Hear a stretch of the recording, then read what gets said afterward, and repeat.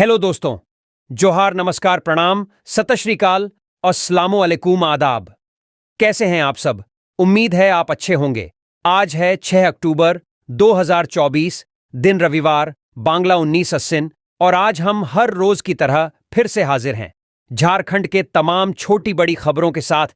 इससे पहले अभी तक आपने B2B news Jharkhand news channel को सब्सक्राइब नहीं किया है तो सब्सक्राइब कर दीजिए, ताकि झारखंड में होने वाली तमाम छोटी बड़ी खबरों से अपडेट रहें और जानकारी से अवगत हो सकें। तो चलिए बात करते हैं, तमाम छोटी बड़ी खबरों पर नजर डालते हैं। बंगाल की खाड़ी में लो प्रेशर, झारखंड, बिहार, बंगाल समेत देश भर में जाने कैसा रहेगा मौसम। दुर्गा पूजा के अवसर पर देश भर में उत्सव की धूम मची हुई है, लेकिन इस बीच कई राज्यों में बारिश का खतरा भी बढ़ गया है। मौसम विभाग ने झारखंड, पश्चिम बंगाल, असम, मेघालय, अरुणाचल प्रदेश, नागालैंड, मणिपुर, मिजोरम और अन्य राज्यों के लिए बारिश का अलर्ट जारी किया है। बंगाल की खाड़ी के उत्तरी हिस्से में बने लो प्रेशर एरिया के चलते इन क्षेत्रों में भारी बारिश होने की संभावना है। बंगाल व झारखंड में बारिश की चेतावनी। बंगाल की खाड़ी में बने इस मौसम प्रणाली के प्रभाव से पश्चिम बंगाल के विभिन्न हिस्सों में जोरदार बारिश की संभावना है। इसके साथ ही तेज हवाएं भी चल सकती हैं, जो 40 से 50 किलोमीटर प्रति घंटे की रफ्तार तक पहुंच सकती है। झारखंड में भी दुर्गा पूजा के दौरान बारिश की उम्मीद है। मौसम विभाग ने 5 और 6 अक्टूबर को गरज और वज्रपात की आशंका जताई है, जिसके लिए येलो अलर्ट जारी किया गया है। रांची सहित कई इलाकों में अगले 2 दिनों तक बारिश और वज्रपात की चेतावनी दी गई है। बिहार में भी बरसात का दौर। बिहार में भी दुर्गा पूजा के दौरान बारिश जारी रह सकती है। इस बार मानसून की विदाई देर से होने के कारण 15 अक्टूबर तक बारिश की संभावना बनी हुई है। देश भर के मौसम की स्थिति। स्काईमेट वेदर के अनुसार आज असम, मेघालय, अरुणाचल प्रदेश, नागालैंड, मणिपुर, मिजोरम, त्रिपुरा और अंडमान निकोबार द्वीप समूह में हल्की से मध्यम बारिश हो सकती है। इसके अलावा बिहार, पश्चिम बंगाल, सिक्किम, तमिलनाडु, कर्नाटक, केरल और तेलंगाना के कुछ हिस्सों में भी बारिश की संभावना है। इन मौसम की परिस्थितियों को देखते हुए पूजा के आयोजकों और श्रद्धालुओं को सावधानी बरतने की सलाह दी गई है। मुख्यमंत्री हेमंत सोरेन ने नवनिर्मित MGM अस्पताल का किया उद्घाटन। अब ये मिलेगी सुविधाएं। जमशेदपुर में मुख्यमंत्री हेमंत सोरेन ने शनिवार को बाबा तिलका मांझी मैदान, मानगो में MGM अस्पताल डिमना के नवनिर्मित भवन का उद्घाटन किया। इस अवसर पर उन्होंने OPD का शुभारंभ भी किया और साकची DMM पुस्तकालय सह बहुउद्देशीय भवन तथा कदमा में बहुउद्देशीय कन्वेंशन सेंटर का ऑनलाइन उद्घाटन किया।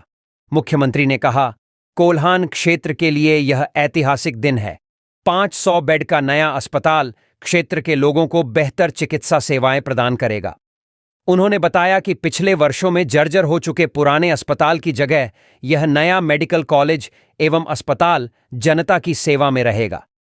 उन्होंने कोरोना काल में झारखंड द्वारा देश को मेडिकल ऑक्सीजन उपलब्ध कराने की उपलब्धियों का उल्लेख करते हुए कहा कि हमने विकट परिस्थितियों में ऑक्सीजन सप्लाई कर लोगों की जान बचाई। मुख्यमंत्री ने सरकार की योजनाओं का जिक्र करते हुए कहा कि हम रोटी, कपड़ा, मकान और रोजगार उपलब्ध कराने में प्रयासरत हैं। उन्होंने स्थानीय युवाओं के लिए रोजगार सुनिश्चित करने के लिए बनाए गए कानून का भी उल्लेख किया। केंद्र सरकार से झारखंड का बकाया 1,36,000 करोड़ रुपए का भुगतान करने की अपील की, जिससे राज्य सरकार महिलाओं के खातों में आर्थिक सहायता भेज सके। उन्होंने जमशेदपुर में नए मेडिकल कॉलेज अस्पताल की आधारशिला जल्द रखे जाने की बात भी कही। मुख्यमंत्री ने MGM मेडिकल कॉलेज के छात्रों की समस्याओं का समाधान करने का आश्वासन दिया। मौके पर कई मंत्री, विधायक और जिला प्रशासन के अधिकारी मौजूद थे। विधानसभा चुनाव के लिए बीजेपी ने जारी किया पंचप्रण घोषणा पत्र। बीजेपी प्रदेश कार्यालय से आज विधानसभा चुनाव के लिए पंचप्रण घोषणा पत्र जारी किया गया। इसमें बीजेपी की ओर से 5 लाख रोजगार, 2,87,000 सरकारी नौकरी, महिलाओं को 2,100 रुपया महीना और 500 रुपये में गैस सिलेंडर, साल में 2 मुफ्त सिलेंडर देने का वादा किया गया है। साथ ही ग्रेजुएट और पोस्ट ग्रेजुएट को हर महीने 2,000 रुपये और हर झारखंड निवासी को पक्का मकान देने की घोषणा की गई है। बीजेपी की 5 घोषणा। एक, भाजपा गोगो दीदी योजना शुरू करेगी, जिसके तहत झारखंड की हर महिला के बैंक खाते में हर महीने की 11 तारीख को 2100 रुपये तक की वित्तीय सहायता हस्तांतरित की जाएगी। 2, भाजपा राज्य में लक्ष्मी जोहार शुरू करेगी, जिसके तहत के सभी घरों में 500 रुपये में एलपीजी गैस सिलेंडर और साल में 2 मुफ्त सिलेंडर उपलब्ध कराएगी।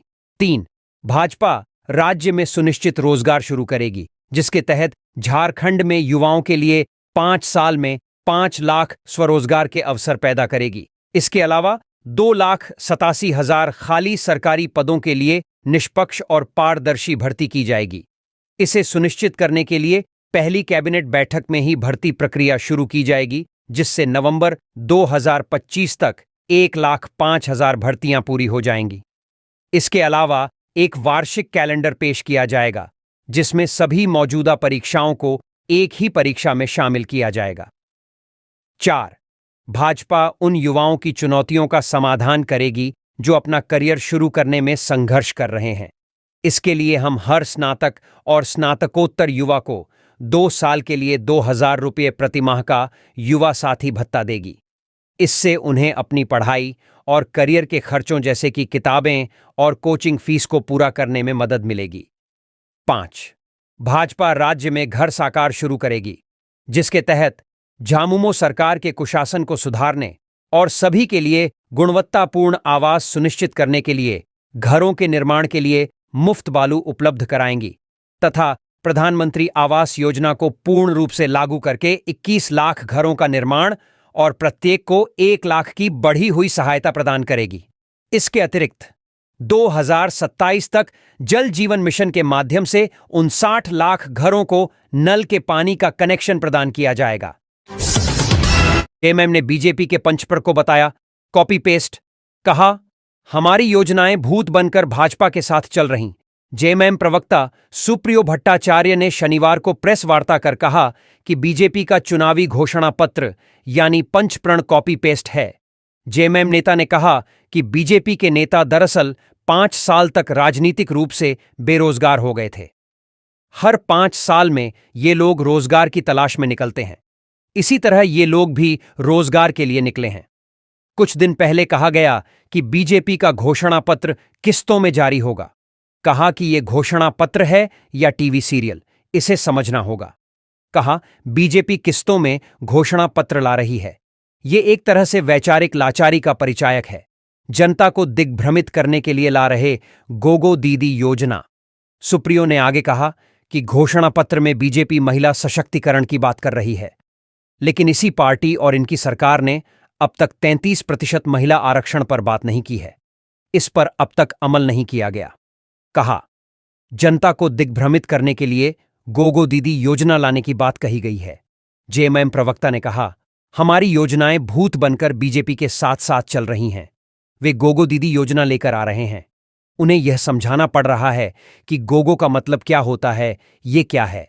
संथाली में गोगो को मां कहा जाता है। सुप्रियो ने कहा कि गोगो दीदी योजना हमारी मैया सम्मान योजना की कॉपी पेस्ट है। कहा बीजेपी ने अपनी अगली घोषणा में कहा है कि सबको पक्का मकान दिया जाएगा। यह भी महागठबंधन की योजना अबुआ आवास का कॉपी पेस्ट है। अबुआ मतलब सभी का होता है, इस तरह सबको आवास का मतलब अबुआ आवास हुआ। उन्होंने आगे कहा बीजेपी अपनी घोषणा में कहती है कि प्रतिवर्ष 5 लाख नौकरी देंगे। उन्होंने कहा कि हमारी सरकार ने 1.5 लाख से ज्यादा सरकारी पद को भरने का काम किया है। हमने विभिन्न योजनाओं के तहत अब तक 3 लाख युवाओं को नौकरी दी है। कहा बीजेपी द्वारा 2 सिलेंडर मुफ्त और 500 रुपये में सिलेंडर देने की बात कही है। यह योजना भी कांग्रेस की ही देन है। कहा कि बीजेपी के इर्द गिर्द हमारा भूत घूम रहा है। जेएमएम नेता ने कहा जब झारखंड 25 साल का होगा तब ये लोग जनता को 25 पंच बताएंगे। इसी तरह जब 15 नवंबर होगा तब 150 सकारात्मक बातें बताएंगे। कहा कि बीजेपी को दरअसल अब ओझागुनी की जरूरत है। इन्हें झाड़ फूंक करके शांत किया जा सकता है। बीजेपी केवल कॉपी पेस्ट कर रही है। बाबूलाल को संबोधित करते हुए कहा कि इस तरह का काम मत कीजिए जिससे जनता भ्रम में पड़ जाए। आंगनबाड़ी सेविकाओं और सहायिकाओं की अनिश्चितकालीन हड़ताल, केंद्रों पर लगे ताले। झारखंड राज्य की सभी आंगनबाड़ी सेविकाएं और सहायिकाएं शनिवार से अनिश्चितकालीन हड़ताल पर चली गई हैं। इस हड़ताल का असर प्रखंड के सभी आंगनबाड़ी केंद्रों पर साफ नजर आ रहा है, जहां ताले लटके हुए हैं। इस आंदोलन के चलते 7 महीने से 3 वर्ष तक के नौनिहालों और गर्भवती महिलाओं को मिलने वाले पोषाहार से वंचित रहना पड़ सकता है। साथ ही कई रिपोर्ट भी पेंडिंग रह सकती हैं। झारखंड राज्य आंगनबाड़ी सेविका सहायिका संयुक्त संघर्ष मोर्चा की प्रखंड अध्यक्ष लीना सिन्हा ने बताया कि उन्होंने अपनी जायज मांगों को लेकर कई बार लिखित और मौखिक रूप से गुहार लगाई, लेकिन केवल आश्वासन ही मिले हैं। इससे पहले 23 सितंबर को आंगनबाड़ी कर्मियों ने मोरहाबादी मैदान से जाकिर हुसैन पार्क रांची तक रैली निकालकर अपना आक्रोश व्यक्त किया था। उस प्रदर्शन में गिरिडीह के विधायक सुदिव्य कुमार सोनू ने सरकार की ओर से आश्वासन दिया था कि 27 सितंबर की कैबिनेट में उनकी मांगों पर विचार किया जाएगा, लेकिन कैबिनेट में कोई निर्णय नहीं हुआ।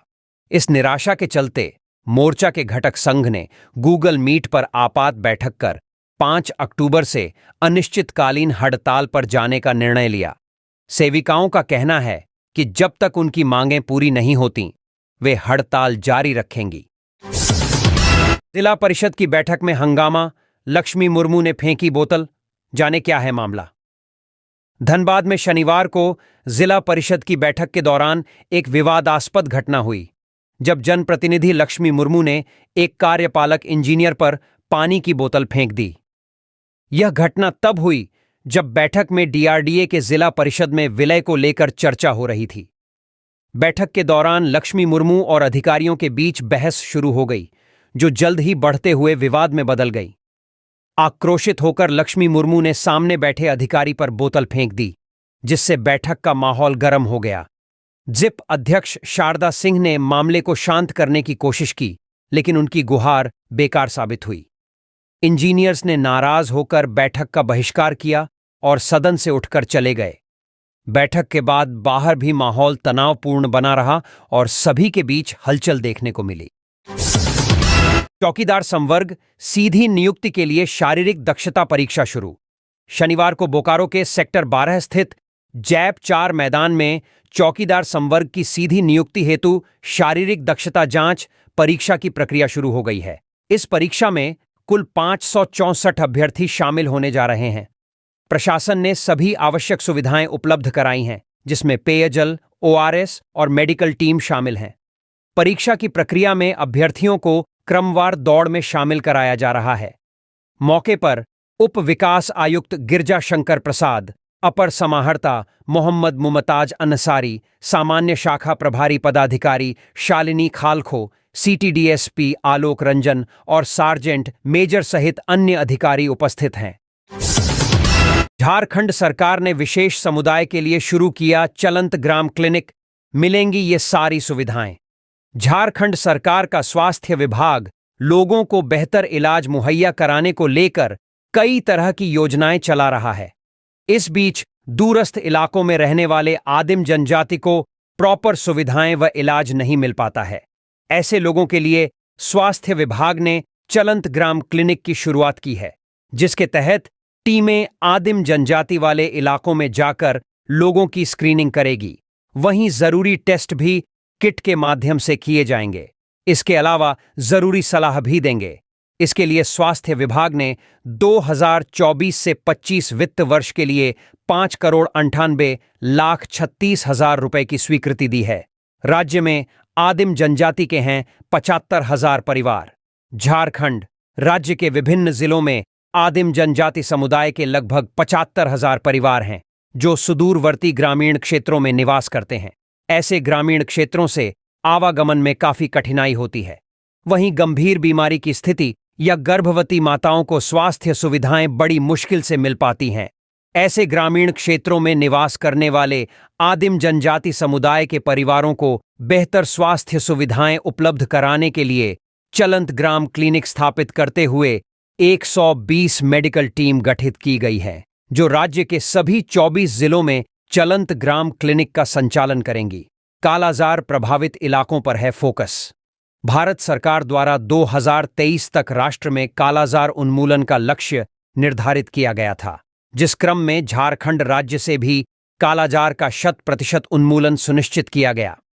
इस क्रम में राज्य के दुमका, गोड्डा, पाखुड़ एवं साहिबगंज जिलों में 74 अति प्रभावित गांवों को चिन्हित किया गया था। इनमें कई ऐसे गांव हैं जो दुर्गम क्षेत्र में अवस्थित हैं और स्वास्थ्य सेवाएं सीमित हैं। ऐसे गांवों में भी चलंत ग्राम क्लिनिक की स्थापना करते हुए कालाजार के रोगियों की पहचान की जा सकेगी, ताकि राज्य में कालाजार उन्मूलन का लक्ष्य इस वर्ष भी कायम रह सके।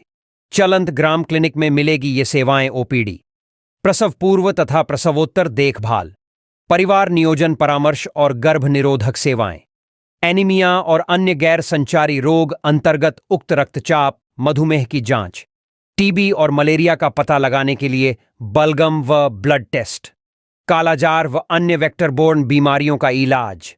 सरकारी भवन में चलेगा क्लिनिक। आदिम जनजाति बाहुल्य ग्राम में अवस्थित सरकारी भवन, आंगनबाड़ी केंद्र अथवा सामुदायिक भवन अथवा विद्यालय भवन में चलंत ग्राम क्लिनिक की स्थापना की जाएगी, जिसका प्रचार प्रसार किया जाएगा। आपको बता दें कि ये टेस्ट ग्राम क्लिनिक में किए जाएंगे: haemoglobin, blood glucose, malaria test, pregnancy test किए जाएंगे। आदिवासी बहु बेटियों को बचाना है तो भाजपा की सरकार लाना है: चंपाई सोरेन। झारखंड के पूर्व मुख्यमंत्री और भाजपा नेता चंपाई सोरेन ने सरायकेला में पत्रकारों से बातचीत करते हुए आदिवासी बहु बेटियों के लिए चिंता व्यक्त की। उन्होंने कहा कि दूसरे समाज में शामिल होने के बाद आदिवासी समाज इन महिलाओं को स्वीकार नहीं करता, जिससे उनके अस्तित्व पर संकट आ गया है। चंपाई सोरेन ने संथाल प्रमंडल के दौरे के बाद दावा किया कि भाजपा की स्थिति वहां मजबूत है और पूरे राज्य में भाजपा की सरकार बनेगी। उन्होंने बताया कि बांग्लादेशी घुसपैठ के कारण गांवों की स्थिति बिगड़ रही है, जिससे आदिवासी समाज की महिलाओं की सुरक्षा को खतरा पैदा हो रहा है। उनका कहना था कि हर समाज में मां, बहन और बेटी की सुरक्षा सबसे पहले होनी चाहिए। पूर्व मुख्यमंत्री ने मुख्यमंत्री पद पर दोबारा बैठने की संभावनाओं को दरकिनार करते हुए कहा कि उनका मुख्य उद्देश्य समाज सेवा करना है, जो उन्होंने भाजपा में शामिल होने से पहले भी किया था। चंपाई ने स्पष्ट किया कि उन्हें भाजपा में किसी पद की लालसा नहीं है, बल्कि वे समाज के कल्याण के लिए काम करने में विश्वास रखते हैं। इस चर्चा में चंपाई सोरेन ने आदिवासी समाज के मुद्दों को उठाते हुए भाजपा को सत्ता में लाने की आवश्यकता पर जोर दिया। धनबाद कोयला चोरी मामला: सिर्फ सीबीआई ही नहीं, ईडी भी करेगी मामले की जांच। धनबाद में कोयला चोरी मामले में तत्कालीन पुलिस अधिकारियों को एक और बड़ा झटका लगा है। तत्कालीन आईपीएस, डीएसपी और थानेदार इसमें फंसते नजर आ रहे हैं। आईपीएस अधिकारी संजीव कुमार का नाम काफी चर्चा में है। दरअसल झारखंड हाईकोर्ट ने धनबाद में अवैध खनन के मामले में सीबीआई के साथ साथ ईडी को भी पी दर्ज कर प्रारंभिक जांच करने का आदेश दिया है। अदालत ने अपने फैसले में कहा है कि प्रारंभिक जांच में आरोपों को सही पाए जाने के बाद नियमित प्राथमिकी दर्ज कर मामले की जांच की जाए। न्यायालय ने सभी पुलिस अफसर को प्रारंभिक जांच में सीबीआई को सहयोग करने का भी निर्देश दिया है। क्या है मामला, चलिए जानते हैं। कोर्ट ने आरूप चटर्जी की ओर से दायर रिट याचिका की सुनवाई के दौरान राज्य सरकार द्वारा अपनाए गए रवैया पर तल्ख टिप्पणी की है। इस मामले में अदालत ने टिप्पणी करते हुए कहा है कि सरकार इस बात पर आमादा थी कि अदालत कोई आदेश पारित नहीं कर सके। अदालत ने याचिका पर सुनवाई करने और फैसला सुरक्षित रखने के बाद राज्य सरकार की ओर से आए संख्या 10676 को गंभीरता से लिया है। पुलिस ने पिकअप वैन से 10 लाख की अवैध शराब पकड़ी। बिहार ले जाने की थी योजना। हजारीबाग मुफस्सिल पुलिस ने अवैध शराब कारोबार के खिलाफ एक बड़ी कार्रवाई की है। पुलिस ने गुप्त सूचना के आधार पर एक बोलेरो पिकअप वैन JH01B5569 को जब्त किया है, जिसमें 85 कार्टून अंग्रेजी शराब थी। हर कार्टून में 180 ml की 48 बोतलें मौजूद थीं, जिनकी कुल कीमत लगभग 10 लाख रुपये आंकी गई है। जब्त शराब ब्लू प्रीमियम ब्लेंडेड व्हिस्की है। रांची से वैन में लोड की गई थी शराब। पुलिस ने बताया कि वैन से एक मोबाइल फोन और 2 सिम कार्ड भी बरामद किए गए हैं। साथ ही एक नंबर प्लेट भी मिली है। जिस पर BR01GM4409 लिखा है। मुफस्सिल थाना प्रभारी कुणाल किशोर के अनुसार उन्हें जानकारी मिली थी कि रांची से शराब लौट करके एक वैन हजारीबाग होकर बिहार जा रही है। इसी सूचना के आधार पर सुबह लगभग 4:55 पर मोरांगी के पास वाहन जांच अभियान चलाया गया। क्या कहती है पुलिस? जब पुलिस को देखकर चालक ने वैन छोड़ दी और भाग निकला। वैन की जांच के दौरान शराब के कार्टून और अन्य सामान बरामद हुए। थाना प्रभारी ने कहा कि वैन का उठाव संभवतः रांची से किया गया था। वाहन के मालिक की पहचान के लिए DTO कार्यालय से संपर्क किया जा रहा है। यह कार्रवाई पुलिस की एक महत्वपूर्ण सफलता मानी जा रही है, जो अवैध शराब के कारोबार पर नकेल कसने के प्रयासों में एक बड़ा कदम है। पुलिस ने यह भी बताया कि वे इस मामले में अन्य संदिग्धों की पहचान कर रहे हैं और उन्हें जल्द गिरफ्तार करने की योजना बना रहे हैं। जालिदा स्टेशन पर मिला रांची घोड्डा एक्सप्रेस को ठहराव। रेल मंत्रालय द्वारा यह सुनिश्चित किया गया है कि यात्रियों की सुविधा के लिए ट्रेन संख्या 18619 और 18620 रांची घोड्डा रांची एक्सप्रेस ट्रेन का रांची मंडल के जालिदा स्टेशन पर अगले आदेश तक प्रायोगिक ठहराव होगा। ट्रेन संख्या 18619 रांची घोड्डा एक्सप्रेस ट्रेन का यात्रा प्रारंभ दिनांक 7 अक्टूबर 2024 से जालिदा स्टेशन पर आगमन 22:44 बजे एवं प्रस्थान 22:45 बजे होगा। ट्रेन संख्या 18620 घोड्डा रांची एक्सप्रेस ट्रेन का यात्रा प्रारंभ दिनांक 6 अक्टूबर 2024 से जालिदा स्टेशन पर दिनांक 7 अक्टूबर 2024 से आगमन 2:15 बजे एवं प्रस्थान 2:16 बजे होगा। बोकारो एसपी पूज्य प्रकाश मुंबई में इलाजरत, धनबाद ग्रामीण एसपी संभालेंगे दैनिक कार्य। बोकारो जिला के एसपी पूज्य प्रकाश मुंबई में इलाजरत है। लंबे समय से छुट्टी में रहने के कारण दैनिक कामकाज में आ रही परेशानियों को देखते हुए धनबाद ग्रामीण एसपी कपिल चौधरी को अतिरिक्त प्रभार सौंपा गया है। अब बोकारो जिला से संबंधित दैनिक कार्य को कपिल चौधरी देखेंगे। डीआईजी ने इससे संबंधित पत्राचार कर पुलिस मुख्यालय को भी सूचना दी है। क्या है पूरा मामला? मालूम हो कि पूज्य प्रकाश मुंबई में इलाजरत हैं। उन्होंने पूर्व में स्वीकृत अवकाश को रद्द करते हुए 15 दिनों का उपार्जित अवकाश स्वीकृत करने के लिए अनुरोध किया है। एसपी के इतने लंबे समय तक अवकाश में रहने के कारण पुलिस एसपी स्तर के कार्यों के निष्पादन में कठिनाई आ रही है, जिसकी वजह से धनबाद के ग्रामीण एसपी को बोकारो एसपी का प्रभार सौंपा गया है। कांग्रेस नेता अजय नाथ शाहदेव मिले मुख्यमंत्री हेमंत सोरेन से, रखीं ये मांग। झारखंड प्रदेश कांग्रेस कमेटी के महासचिव अजय नाथ शाहदेव ने शनिवार को मुख्यमंत्री श्री हेमंत सोरेन से उनके कांके रोड स्थित आवासीय कार्यालय में मुलाकात किया। श्री शाहदेव ने बताया कि हटिया विधानसभा क्षेत्र के विभिन्न मांगों को लेकर वे मुख्यमंत्री से मिलने गए थे, जिसमें हटिया विधानसभा क्षेत्र में मेगा आईटी पार्क की स्थापना, रातू व नगड़ी प्रखंड में स्पोर्ट्स कॉम्प्लेक्स का निर्माण और रांची सदर अस्पताल की तर्ज पर नगड़ी में मल्टी स्पेशलिटी अस्पताल निर्माण का मांग पत्र सौंपा। श्री शाहदेव ने बताया कि मेगा आईटी पार्क के निर्माण से राज्य के 2 लाख से अधिक युवाओं को रोजगार मिलेगा। रोजगार सृजन के साथ ही राज्य की आर्थिक स्थिति भी सुदृढ़ होगी।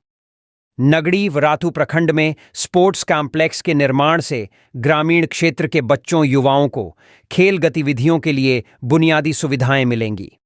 इससे न सिर्फ वे शारीरिक रूप से स्वस्थ रहेंगे, बल्कि आगे बेहतर भविष्य के निर्माण में सहायता मिलेगी। नगड़ी प्रखंड में मल्टी स्पेशलिटी अस्पताल के निर्माण से रिम्स ऑफ सदर अस्पताल में लोड कम होगा। साथ ही रांची जिला सहित आसपास के क्षेत्रों की एक बड़ी आबादी को अपने पास में ही बेहतर स्वास्थ्य सुविधाएं उपलब्ध होंगी। कांग्रेस नेता अजय शाहदेव ने बताया कि मुख्यमंत्री जी ने इन मांगों पर अपना सकारात्मक रुख दिखाया है। उम्मीद है कि जल्द ही हटिया विधानसभा क्षेत्र में विकास की इन योजनाओं को हेमंत सरकार धरातल पर उतारेगी। वर्षों इंतजार के बाद हरमू फ्लाईओवर निर्माण का रास्ता हुआ साफ। दीपावली के बाद शुरू होगा काम। वर्षों इंतजार के बाद आखिरकार हरमू रोड 4 लेन फ्लाईओवर के निर्माण का रास्ता साफ हो गया। शुक्रवार को मुख्यमंत्री हेमंत सोरेन ने फ्लाईओवर निर्माण की आधारशिला रखी। विभाग से मिली जानकारी के अनुसार दीपावली के बाद इसका निर्माण कार्य शुरू हो जाएगा। फ्लाईओवर बनने से रातू रोड चौक, शनि मंदिर चौक, गाड़ीखाना चौक, किशोरगंज चौक, भारत मात चौक सहित पूरे हरमू रोड जाम से मुक्त होगा। यह वीवीआईपी मूवमेंट वाली भी सड़क है। ऐसे में जब वीवीआईपी मूवमेंट होता है तो इस सड़क की दोनों ओर बसे मोहल्ले के लोग कैद होने को मजबूर हो जाते हैं। हरमू फ्लाईओवर बनने से लोगों को इससे भी राहत मिलेगी। ऐसी होगी हरमू एलिवेटेड फ्लाईओवर सड़क। सहजानंद चौक से शुरू होकर भारत माता चौक, किशोरगंज चौक, गाड़ीखाना चौक, शनि मंदिर चौक, रातू रोड चौक होते हुए जज कॉलोनी कांके रोड तक हरमू एलिवेटेड कॉरिडोर 4 लेन का निर्माण होगा। कैबिनेट से इसकी स्वीकृति 28 जून को ही मिल गई है। इसका टेंडर अंतिम चरण में है। करीब 3.53 किलोमीटर लंबा यह फ्लाईओवर होगा। 470 करोड़ रुपए से इसे बनाया जाएगा। निर्माण लागत 355 करोड़ रुपए होगी। शेष राशि जमीन अधिग्रहण, बिजली उपकरणों की शिफ्टिंग, पाइपलाइन की शिफ्टिंग, कंसल्टेंसी चार्ज आदि में खर्च की जाएगी। भू अर्जन में काफी राशि खर्च होगी। रातू रोड जंक्शन के पास जमीन से 18 मीटर ऊंचा होगा फ्लाईओवर। वर्तमान में रातू रोड फ्लाईओवर का काम चल रहा है। हरमू रोड फ्लाईओवर का निर्माण रातू रोड फ्लाईओवर को भी क्रॉस करेगा। विभाग ने जो डीपीआर बनाया है उसके अनुसार करीब Harmu road elevated corridor Ratu road elevated corridor से 18 मीटर ऊंचा होगा। ऐसे में हरमू रोड से आने वाले वाहन ऊपर ही ऊपर पार होंगे। इसमें राजभवन की भी सुरक्षा को ध्यान में रखा गया है। वाहनों को चढ़ने के लिए बनेंगे रैंप। प्रस्तावित 4 लेन फ्लाईओवर पर चढ़ने उतरने के लिए एसीबी ऑफिस स्टार्ट पॉइंट और हरमू चौक के पास एंड पॉइंट होगा। दोनों जगह पर रैंप बनाए जाएंगे। इसके अलावा सहजानंद चौक के पास बाईं ओर भी रैंप बनाया जाएगा ताकि लोग कड़रू आदि इलाके में आना जाना कर सकें। वहीं रातू रोड चौराहा के पहले गौशाला के पास भी रैंप बनाने की योजना है। स्कोडा की सवारी करेंगे मुख्य सचिव, बीडीओ सीओ को मिलेगी महिंद्रा बोलेरो। झारखंड में मुख्य सचिव रैंक के अफसर अब स्कोडा की सवारी करेंगे। इस रैंक के अफसरों को स्कोडा ऑक्टेविया और स्कोडा सुपर्व कार मिलेगी। ये सभी वाहन बाह्य स्रोत से लिए जाएंगे। इसके लिए टेंडर जमा करने की अंतिम तिथि 21 अक्टूबर तक है।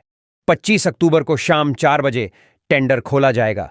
वहीं प्रधान सचिव रैंक से लेकर सचिव रैंक तक के अफसर टोयोटा इनोवा क्रिस्टा, हुंडई, वर्ना, होंडा सिटी और वॉक्सवैगन वर्चस की सवारी करेंगे। डीसी, डीडीसी और डीएफओ करेंगे महिंद्रा स्कॉर्पियो और टाटा सफारी। वहीं डीसी, डीडीसी और डीएफओ भारतीय वन सेवा के अफसरों को महिंद्रा स्कॉर्पियो और टाटा सफारी उपलब्ध कराई जाएगी। वहीं प्रखंड विकास पदाधिकारी, अंचल अधिकारी सहित परियोजना निदेशक, अपर जिला दंडाधिकारी, एसडीओ, अनुमंडल पुलिस पदाधिकारी और डीएसपी को महिंद्रा बोलेरो मिलेगी। प्रधान जिला न्यायाधीश को मिलेगी हुंडई, वरना प्रधान जिला न्यायाधीश, ज्यूडिशियल अकादमी के डायरेक्टर और कुटुंब न्यायालय के प्रधान न्यायाधीश को हुंडई, वरना होंडा सिटी और मारुति सियाज उपलब्ध कराई जाएगी। वहीं मुख्य न्यायिक दंडाधिकारी और जिला विधिक सेवा प्राधिकार के सेक्रेटरी को डिजायर, हुंडई ओरा और होंडा अमेज उपलब्ध कराई जाएगी। पुराने नियमों में संशोधन। वित्त विभाग द्वारा जारी आदेश में कहा गया है कि राज्य सरकार के अफसरों को नए मॉडल के वाहन उपलब्ध कराने के लिए नियमों में संशोधन किया गया है। सभी वाहन बाह्य स्रोत से लिए जाएंगे। विधि व्यवस्था, अपराध नियंत्रण सहित अन्य प्रशासनिक कामों को सुचारू रूप से संचालित करने के लिए नए वाहनों की आवश्यकता है। राज्यपाल ने अयोध्या के श्रीराम मंदिर की तर्ज पर बने पूजा पंडाल का किया उद्घाटन। राज्यपाल संतोष कुमार गंगवार ने शनिवार को रांची के पुराना विधानसभा मैदान धुर्वा में श्रीराम लला पूजा समिति की ओर से अयोध्या के श्रीराम मंदिर की तर्ज पर बने पूजा पंडाल का उद्घाटन किया। उद्घाटन के साथ ही मां के दर्शन के लिए पट खोल दिया गया। पूजा पंडाल में 30 फीट ऊंची हनुमान जी की 4D मूर्ति भी काफी लुभा रही है। इस अवसर पर राज्यपाल ने राज्यवासियों को नवरात्रि एवं दुर्गा पूजा की हार्दिक शुभकामनाएं दी। मौके पर अध्यक्ष अशोक चौधरी और महासचिव कुणाल आजमानी ने कहा कि 12 अक्टूबर तक पंडाल का पट खुला रहेगा। भक्तों को हर संभव सहयोग और सुरक्षा देने की समुचित व्यवस्था की गई है। सुरक्षा गार्ड के साथ 60 से ज्यादा सीसीटीवी लगाए गए हैं। फायर सेफ्टी और एम्बुलेंस की भी व्यवस्था की गई है। पार्किंग की भी सुविधा रहेगी। पार्किंग जोन में करीब 400 गाड़ियां आ सकेंगी। पंडाल के 2 ओर से प्रवेश और निकास द्वार रहेगा ताकि किसी तरह की असुविधा न हो। पंडाल परिसर के अंदर कई तरह के झूले और खाने पीने के स्टॉल भी लगाए गए हैं। उद्घाटन के दौरान रक्षा राज्य मंत्री संजय सेठ, पूर्व झारखंड विधानसभा अध्यक्ष एवं विधानसभा सदस्य सीपी सिंह तथा विधानसभा सदस्य नवीन जायसवाल मौजूद थे। दुर्गा पूजा को लेकर सुरक्षा के पुख्ता इंतजाम, पुलिस अलर्ट, 10,000 से अधिक जवानों की रहेगी तैनाती। राजधानी रांची सहित पूरे राज्य में दुर्गा पूजा को लेकर सुरक्षा के पुख्ता इंतजाम किए गए हैं। दुर्गा पूजा के दौरान राज्य में शांति और विधि व्यवस्था बनी रहे, इसको लेकर झारखंड पुलिस अलर्ट मोड पर है।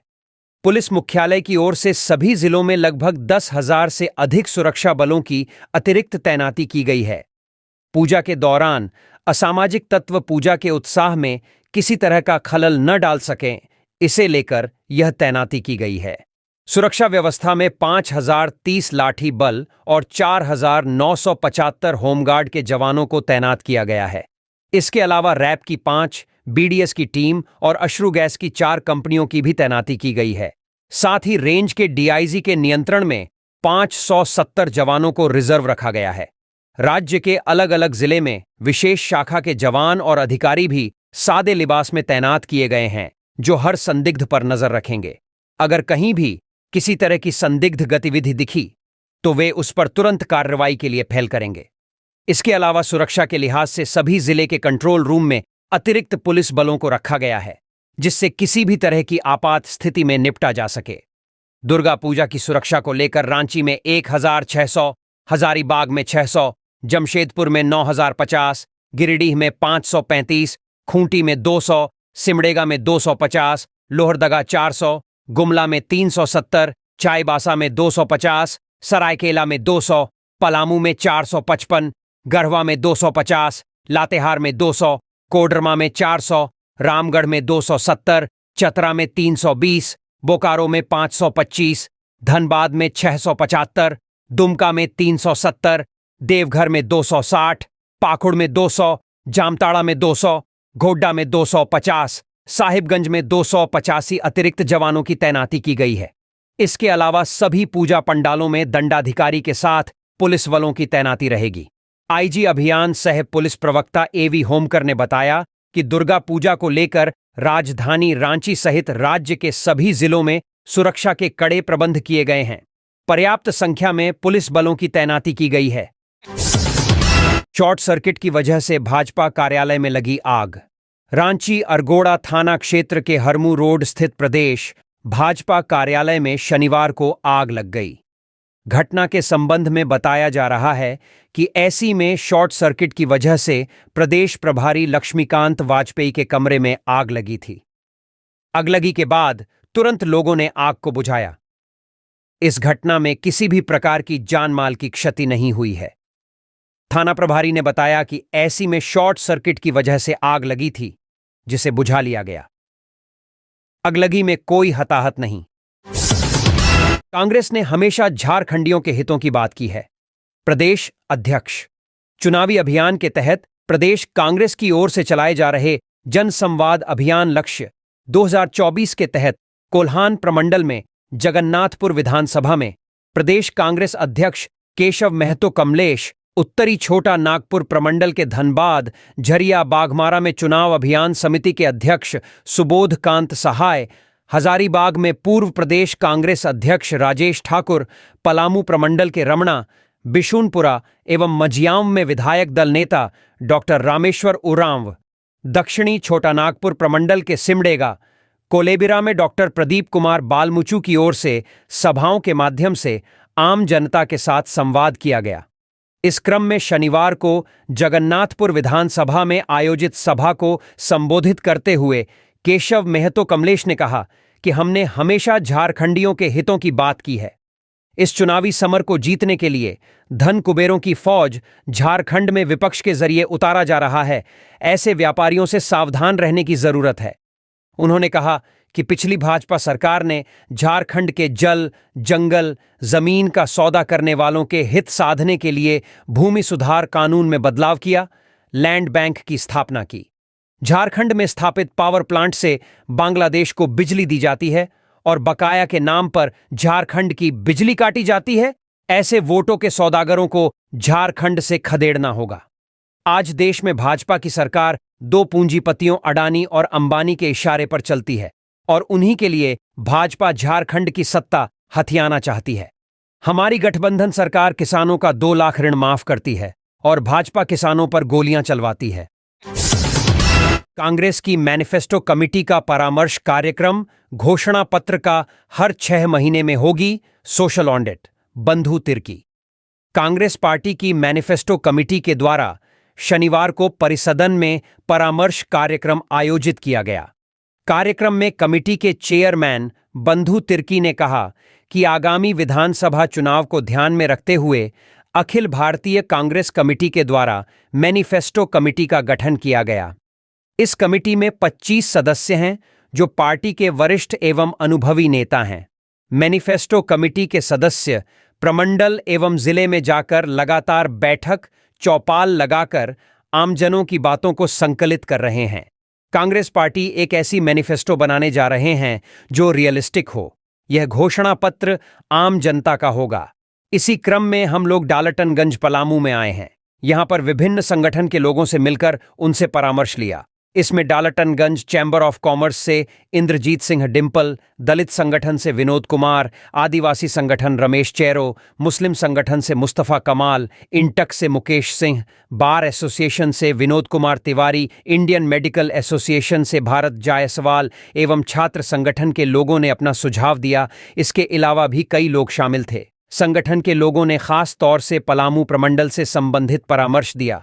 पलामू में भूमि सर्वे सुधार, खास महाल भूमि को लीज नवीकरण से संबंधित, पलामू विकास प्राधिकरण, पलायन, रोजगार एवं सिंचाई से संबंधित सुझाव आया।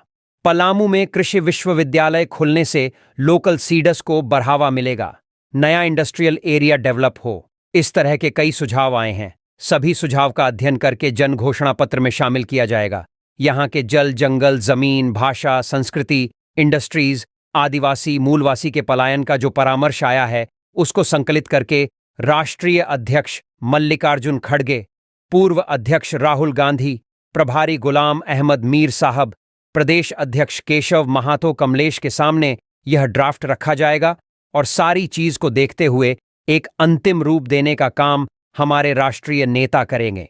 यहां के लोगों के लिए जिस तरह से लोकसभा चुनाव में कांग्रेस पार्टी ने 5 न्याय 25 गारंटी की बात की थी, हम लोग भी इस घोषणा पत्र को गारंटी के रूप में बनाने का काम करेंगे और घोषणा पत्र जो बनेगा उसका हर 6 महीने में सोशल ऑडिट किया जाएगा। इस बात को प्रमुखता से हम अपने नेता के सामने रखेंगे। मैनिफेस्टो कमेटी के सदस्य डॉक्टर एम तौसीफ ने कहा कि कांग्रेस पार्टी की सोच है कि आम जनता के बीच जाकर उनकी समस्याओं को सुने, उनसे परामर्श लें। घोषणा पत्र तैयार करने में आम जनता का सुझाव कारगर साबित होगा। उन्होंने कहा कि घोषणा पत्र में वही चीजें शामिल की जाएंगी जिसे सरकार बनने के बाद पूरी की जा सके। विधानसभा चुनाव के लिए बीजेपी ने जारी किया पंचप्रण घोषणा पत्र।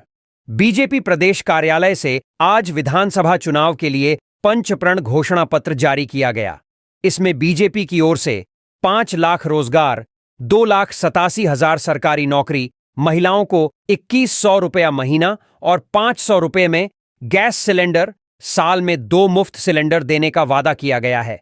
साथ ही ग्रेजुएट और पोस्ट ग्रेजुएट को हर महीने 2,000 रुपये और हर झारखंड निवासी को पक्का मकान देने की घोषणा की गई है। बीजेपी की 5 घोषणा। 1. भाजपा गोगो दीदी योजना शुरू करेगी, जिसके तहत झारखंड की हर महिला के बैंक खाते में हर महीने की 11 तारीख को 2,100 रुपये तक की वित्तीय सहायता हस्तांतरित की जाएगी। 2. भाजपा राज्य में लक्ष्मी जोहार शुरू करेगी, जिसके तहत के सभी घरों में 500 रुपये में एलपीजी गैस सिलेंडर और साल में 2 मुफ्त सिलेंडर उपलब्ध कराएगी। 3. भाजपा राज्य में सुनिश्चित रोजगार शुरू करेगी, जिसके तहत झारखंड में युवाओं के लिए 5 साल में 5 लाख स्वरोजगार के अवसर पैदा करेगी। इसके अलावा 2,87,000 खाली सरकारी पदों के लिए निष्पक्ष और पारदर्शी भर्ती की जाएगी। इसे सुनिश्चित करने के लिए पहली कैबिनेट बैठक में ही भर्ती प्रक्रिया शुरू की जाएगी, जिससे नवंबर 2025 तक 1,05,000 भर्तियां पूरी हो जाएंगी। इसके अलावा एक वार्षिक कैलेंडर पेश किया जाएगा, जिसमें सभी मौजूदा परीक्षाओं को एक ही परीक्षा में शामिल किया जाएगा। 4. भाजपा उन युवाओं की चुनौतियों का समाधान करेगी जो अपना करियर शुरू करने में संघर्ष कर रहे हैं। इसके लिए हम हर स्नातक और स्नातकोत्तर युवा को 2 साल के लिए 2,000 रुपये प्रतिमाह का युवा साथी भत्ता देगी। इससे उन्हें अपनी पढ़ाई और करियर के खर्चों जैसे कि किताबें और कोचिंग फीस को पूरा करने में मदद मिलेगी। 5. भाजपा राज्य में घर साकार शुरू करेगी, जिसके तहत झामुमो सरकार के कुशासन को सुधारने और सभी के लिए गुणवत्तापूर्ण आवास सुनिश्चित करने के लिए घरों के निर्माण के लिए मुफ्त बालू उपलब्ध कराएंगी तथा प्रधानमंत्री आवास योजना को पूर्ण रूप से लागू करके 21 लाख घरों का निर्माण और प्रत्येक को 1 लाख की बढ़ी हुई सहायता प्रदान करेगी। इसके अतिरिक्त 2027 तक जल जीवन मिशन के माध्यम से 59 लाख घरों को नल के पानी का कनेक्शन प्रदान किया जाएगा। पत्रकारिता का दायित्व सिर्फ सूचना देना नहीं, समाज को जागरूक करना भी है। राज्यपाल संतोष कुमार गंगवार ने शिक्षा के क्षेत्र में उत्कृष्ट योगदान देने वाले शिक्षाविदों और संस्थाओं को बधाई दी। उन्होंने पत्रकारिता को लोकतंत्र का चतुर्थ स्तंभ बताते हुए कहा कि पत्रकारिता का दायित्व सिर्फ सूचना देना नहीं है, बल्कि यह समाज को जागरूक करने और उनके अधिकारों एवं कर्तव्यों के प्रति मार्गदर्शन प्रदान करने का भी माध्यम है। राज्यपाल शनिवार को एक दैनिक समाचार पत्र की ओर से आयोजित एजुकेशन एक्सीलेंस अवार्ड 24 कार्यक्रम में बोल रहे थे। उन्होंने कहा कि शिक्षा किसी भी देश की प्रगति का मूल आधार है। हमारे शिक्षण संस्थान न केवल विद्यार्थियों को शिक्षित करते हैं, बल्कि समाज और राष्ट्र की मजबूत नींव रखते हैं। उन्होंने शिक्षकों, प्रशासकों और संस्थानों के योगदान पर प्रकाश डालते हुए कहा कि इनके समर्पण से ही हम एक समृद्ध समाज का निर्माण कर सकते हैं। राज्यपाल ने नई राष्ट्रीय शिक्षा नीति (NEP) का उल्लेख करते हुए कहा कि प्रधानमंत्री का शिक्षा को समावेशी और रोजगार परक बनाने की दिशा में एक क्रांतिकारी कदम है। उन्होंने कहा कि प्रधानमंत्री परीक्षा पे चर्चा जैसे कार्यक्रम के माध्यम से विद्यार्थियों को तनाव मुक्त और प्रेरणादायक अध्ययन के लिए प्रोत्साहित करते हैं। राज्यपाल ने कहा कि कोई भी विद्यार्थी आर्थिक कारणों से शिक्षा से वंचित न रहे।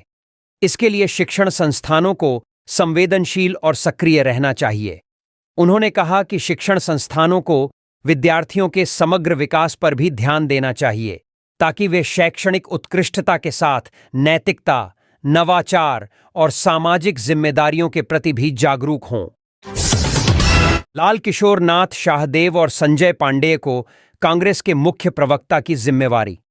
प्रदेश कांग्रेस ने लाल किशोर नाथ शाहदेव और संजय पांडेय को मुख्य प्रवक्ता की जिम्मेवारी सौंपी है। प्रदेश अध्यक्ष केशव महतो कमलेश ने इससे संबंधित आदेश जारी कर दिया है। जारी आदेश में संजय पांडेय और लाल किशोर नाथ शाहदेव को नए पद की जिम्मेवारी तत्काल संभालने को कहा गया है। साथ ही प्रदेश अध्यक्ष ने दोनों नवनियुक्त प्रवक्ताओं को शुभकामनाएं भी दी हैं। प्रदेश भाजपा अध्यक्ष ने नगरपालिका सेवा संवर्ग परीक्षा के रिजल्ट पर उठाया सवाल। नगरपालिका सेवा संवर्ग की परीक्षा के परिणाम पर पूर्व सीएम बाबूलाल मरांडी ने सवाल किया है। 4 अक्टूबर को जारी इस एग्जाम के रिजल्ट को शेयर करते हुए एक्स पर उन्होंने लिखा है कि परीक्षा नई, लेकिन सीट बेचने की स्क्रिप्ट वही पुरानी। बाबूलाल के अनुसार नगरपालिका सेवा संवर्ग परीक्षा की मेधा सूची में क्रम से अभ्यर्थियों के सफल होने के बाद इसकी भी विश्वसनीयता पर प्रश्न चिन्ह खड़े हो गए हैं। संभावना है कि हेमंत सोरेन ने नगरपालिका सेवा संवर्ग परीक्षा में सीट बेचने के लिए जेपीएसएससी और पीजीटी परीक्षा वाली पुरानी स्क्रिप्ट ही चुनी हो और लगातार क्रम से अभ्यर्थियों को पास कर दिया हो। ऐसा ही कारनामा हेमंत ने जेपीएसएससी और पीजीटी की परीक्षा में भी किया था, जब एक ही सेंटर और लगातार क्रम से सैकड़ों अभ्यर्थी परीक्षा में पास हुए थे। नौकरी का हो रहा सौदा बाबूलाल के अनुसार हेमंत सोरेन झारखंड के युवाओं को ठेंगा दिखाकर करोड़ों रुपए की लालच के लिए राज्य के युवाओं की नौकरी का सौदा कर रहे हैं। अकूत संपत्ति इकट्ठा करने की चाहत में उन्होंने गरीब बेरोजगारों के हक की नौकरियों को बेचने का धंधा खोल रखा है। बाबूलाल ने भरोसा जताते यह भी कहा है कि आगामी चुनाव में झारखंड के युवा बेरोजगार एकजुट होकर भ्रष्ट और लालची हेमंत सोरेन सरकार को करारा जवाब देंगे। प्रदूषण नियंत्रण बोर्ड ने शिल्पकारों कारीगरों को चेताया, मूर्ति बनाने में थर्मोकोल का उपयोग नहीं करें। झारखंड राज्य प्रदूषण नियंत्रण बोर्ड ने शिल्पकारों और कारीगरों को चेतावनी दी है। बोर्ड के सदस्य सचिव राजीव लोचन बख्शी की ओर से जारी आदेश में कहा गया है कि कारीगर किसी भी मूर्ति को बनाने में थर्मोकोल का उपयोग नहीं करें। मां दुर्गा सहित अन्य मूर्तियों के निर्माण में चिकनी और शुद्ध मिट्टी का ही उपयोग करें। मूर्ति निर्माण में प्लास्टर ऑफ पेरिस का भी इस्तेमाल नहीं होना चाहिए। कारीगरों और शिल्पकारों को दिए गए हैं निर्देश, जल प्रदूषण को रोकने के लिए पर्यावरण के अनुकूल मूर्ति निर्माण में मिट्टी और पुआल का इस्तेमाल करें। मूर्तियों की सजावट में प्राकृतिक सामग्रियों का इस्तेमाल करें। सजावटी कपड़ों का इस्तेमाल करें। रासायनिक डाई और ओनेल पेंट का इस्तेमाल न करें। मूर्तियों के श्रृंगार के लिए सूखे पुआल और प्राकृतिक रेजिन का उपयोग करें। शिल्पकारों और कारीगरों का निकायों में रजिस्ट्रेशन जरूरी है। जो शिल्पकार रजिस्टर्ड नहीं होंगे उन्हें मूर्ति निर्माण कार्य से 2 साल के लिए प्रतिबंधित कर दिया जाएगा। युवा विकसित भारत के निर्माण में महत्वपूर्ण योगदान देंगे। डॉक्टर जितेंद्र सिंह। रांची विश्वविद्यालय, माई भारत और एनएसएस के संयुक्त तत्वावधान में विकसित भारत एम्बेसडर युवा कनेक्ट का आयोजन शनिवार को किया गया। आरयू के आर्यभट्ट सभागार में कुलपति डॉक्टर अजीत कुमार सिन्हा की अध्यक्षता में कार्यक्रम का शुभारंभ टीआरएल विभाग के छात्र छात्राओं के जरिए झारखंडी संस्कृति के स्वागत, विकसित भारत निर्माण का गुब्बारा और एक पेडीडीएच मांग के नाम कल्पतरु का पौधा मंत्री डॉक्टर जितेंद्र सिंह एवं कुलपति द्वारा करके किया गया।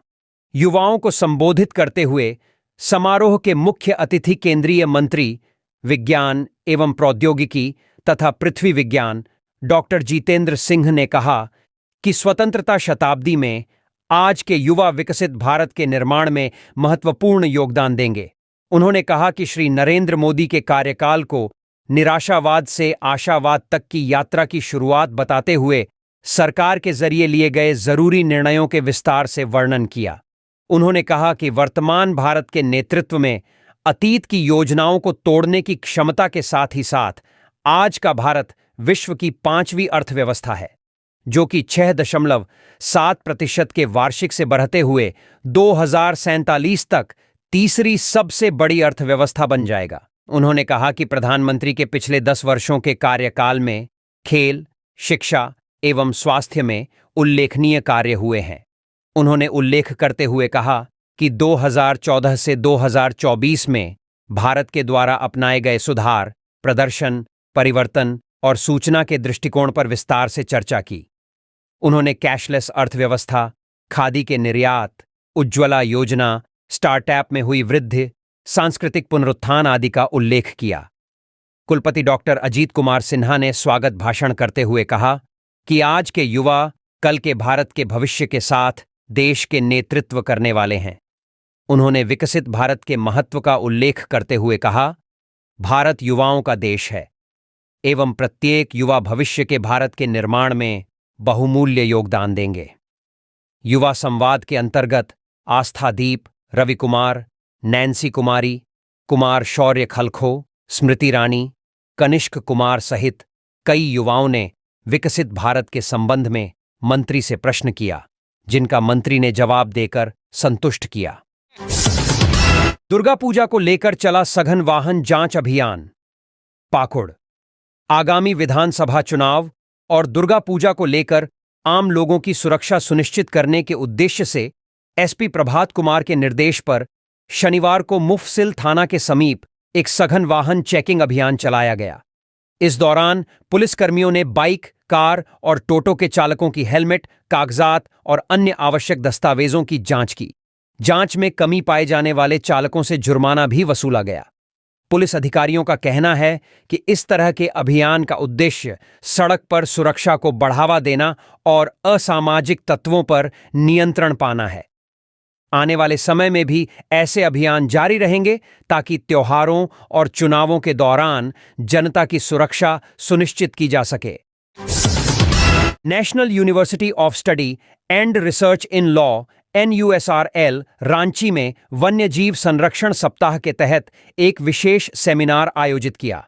इस सेमिनार का फोकस सुस्त भालू, बाघ और डॉल्फिन के संरक्षण पर था, जिसमें NUSRL और बिरसा कृषि विश्वविद्यालय के छात्रों ने भाग लिया।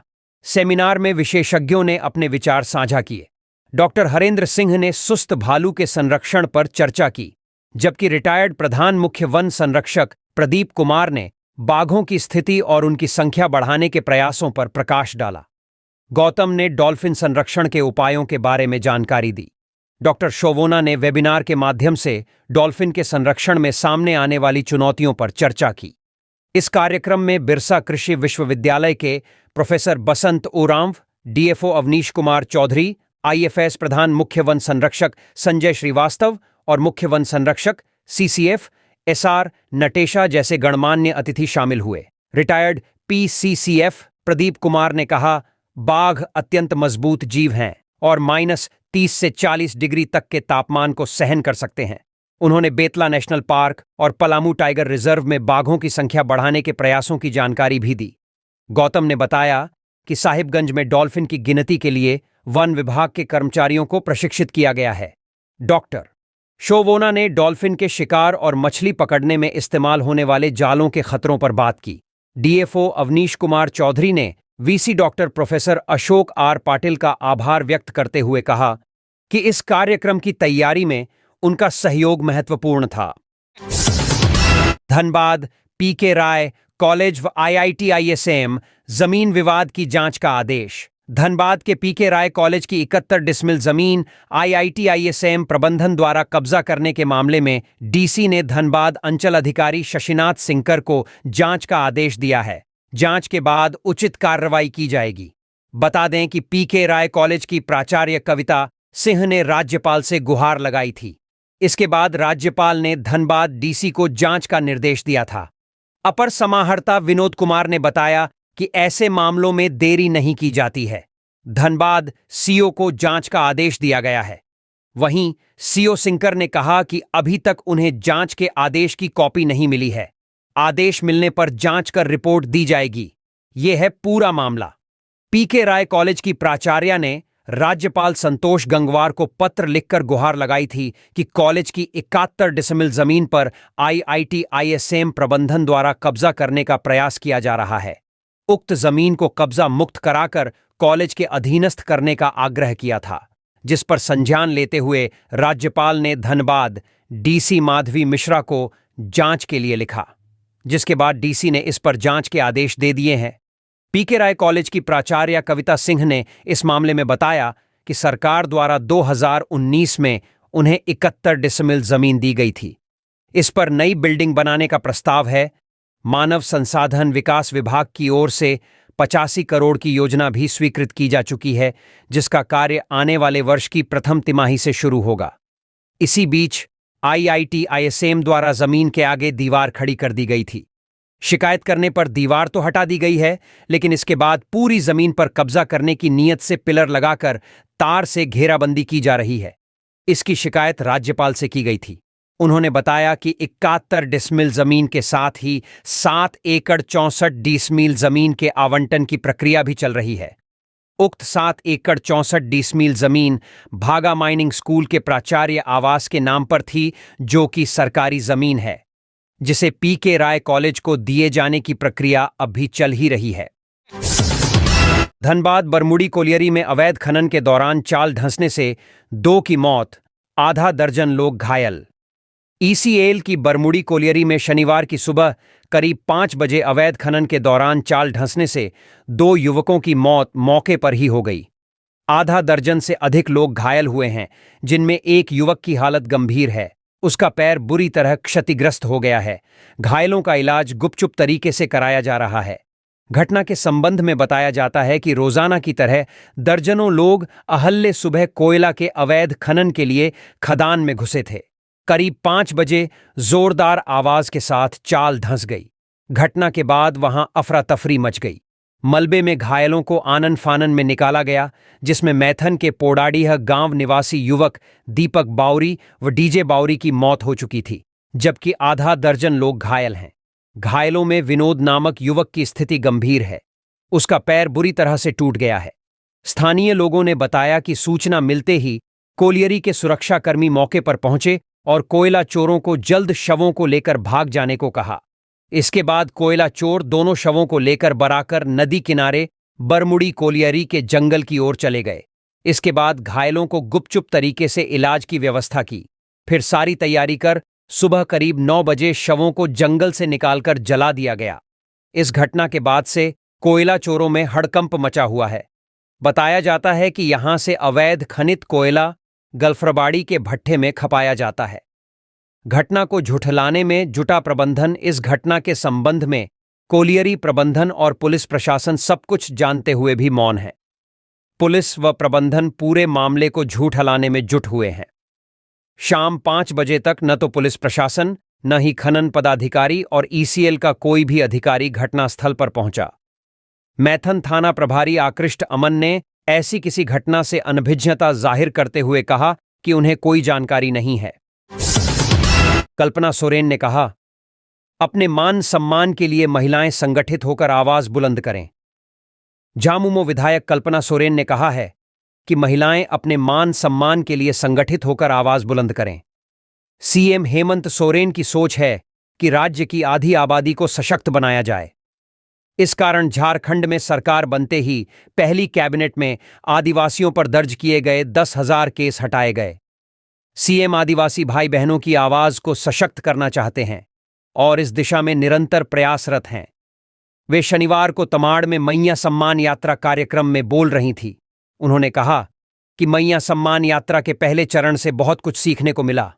इससे पहले आज भगवान बिरसा मुंडा की जन्मस्थली उलिहातू से दक्षिणी छोटा नागपुर प्रमंडल में मैया सम्मान यात्रा का शुभारंभ किया गया।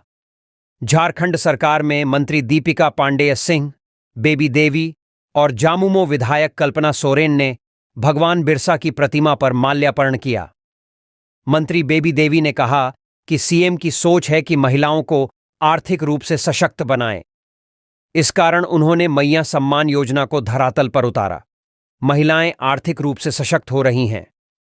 मैया सम्मान योजना की राशि की 2 किस्त जा चुकी हैं। अब तीसरी किस्त भेजने की तैयारी है। मंत्री दीपिका पांडेय सिंह ने कहा कि कोई महिला खुद के लिए खड़ी हो तो समाज में बहुत बड़े बदलाव हो सकते हैं और झारखंड की महिलाओं के साथ तो झारखंड के मुख्यमंत्री हेमंत सोरेन खड़े हैं। विधायक विकास मुंडा ने कहा कि राज्य की आधी आबादी के मनोबल को ऊंचा रखने के लिए मैया योजना लागू की गई है। ये आपकी सरकार है।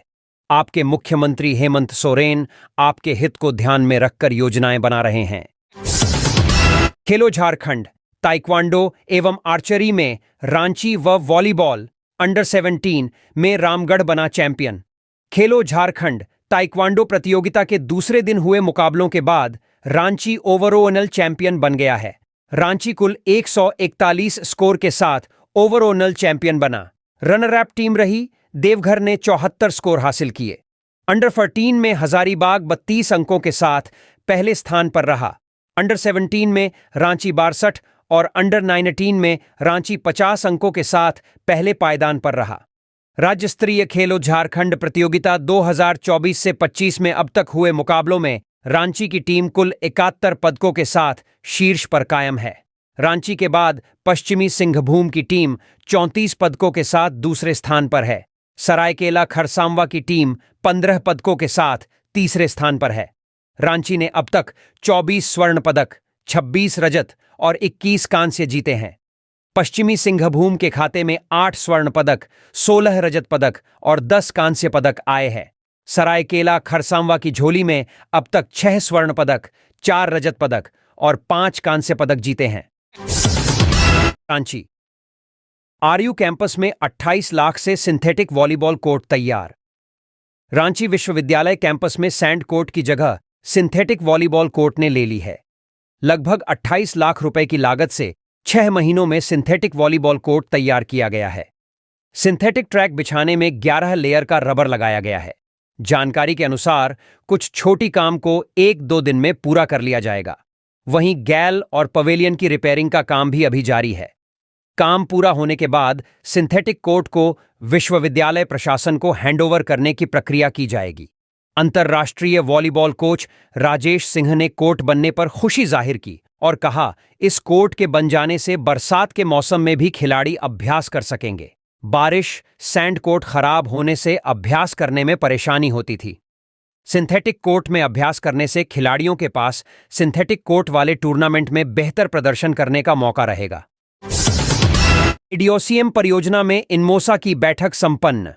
बोकारो बेरमो कोयलांचल स्थित सीसीएल के ढोरी क्षेत्र के एडीओसीएम अमलो परियोजना में इनमोसा की बैठक का आयोजन किया गया। अध्यक्षता शाखा अध्यक्ष कमलेश कुमार तथा संचालन शाखा सचिव जयराम सिंह ने किया। आयोजित बैठक में माइनिंग स्टाफ ने मुख्य रूप से माइंस में सुरक्षित प्रणाली को अपनाकर बेहतर उत्पादन कर उत्पादन लक्ष्य प्राप्त करने की जरूरत पर बल दिया। साथ ही एक मत से कहा कि प्रबंधन को भी माइनिंग स्टाफ की मूलभूत सुविधाओं पर ध्यान देना चाहिए। बैठक को संबोधित करते हुए क्षेत्रीय सचिव पवन सिंह ने कहा कि सीसीएल प्रबंधन द्वारा माइनिंग स्टाफ के प्रमोशन नीति में किए जा रहे बदलाव से माइनिंग स्टाफ में रोष उत्पन्न हो रहा है। इसके लिए जल्द ही कोई ठोस निर्णय लेने की आवश्यकता है। मौके पर काफी संख्या में लोग मौजूद थे।